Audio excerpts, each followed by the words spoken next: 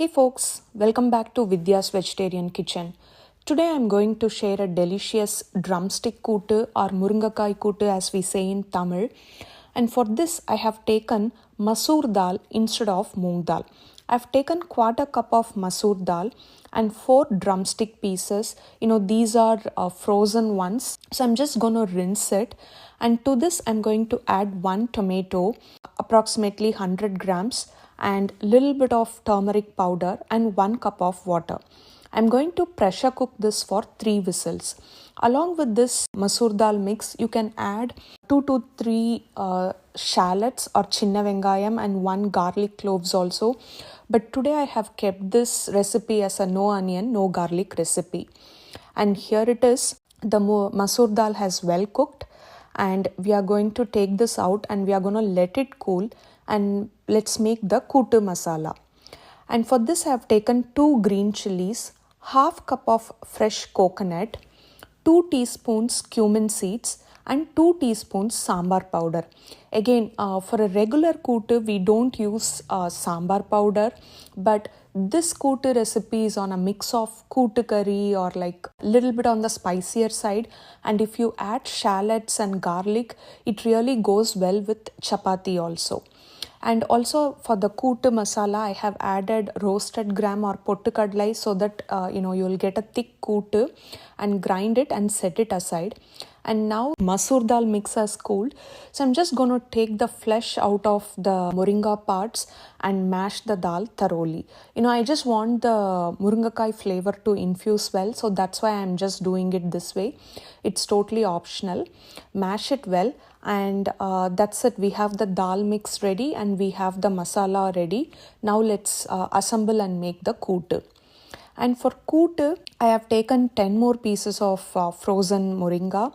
I'm going to rinse it well. If you can source fresh moringa, go for it. Here, even though I can get fresh moringa, it's very costly, so I always go for frozen one. Add 1 cup of water and 1.5 teaspoons of salt and cook until the moringa is soft and tender. I go with this stove top method because I want the flavor of the moringa to infuse in the water so that the kootu is really tasty. Now add the ground masala and half more cup of water. Mix it well and let it simmer for few minutes, and then we are going to add the mashed dal. As a variation, you can also add sauteed onions towards the end. That will give like whole new flavor. So you can play by adding some shallots or onion or garlic and see how you like the flavor. Once the mixture comes to a boil, add the masoor dal tomato mix, and we are going to add some cilantro and curry leaves for flavor. I'm adding about 2 tablespoons of cilantro and few curry leaves.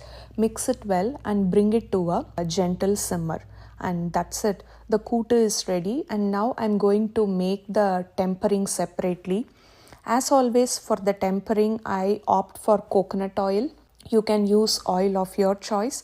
I've taken 2 teaspoons of coconut oil, and now I'm tempering it with mustard seeds, urad dal and chana dal, half teaspoon each. Again, at this stage, you can also add some shallots or onions, saute it and add it to the kootu, or you can add dried red chilies. Like I said, you can just play with these variations and see how you like the kootu. And instead of urad dal and chana dal, you can use cumin seeds for tempering, or you can use the punch foreign spice mix also for tempering. All these are some of the variations that you can try, and this kootu goes well with rice and chapati. Do give it a try. Thank you.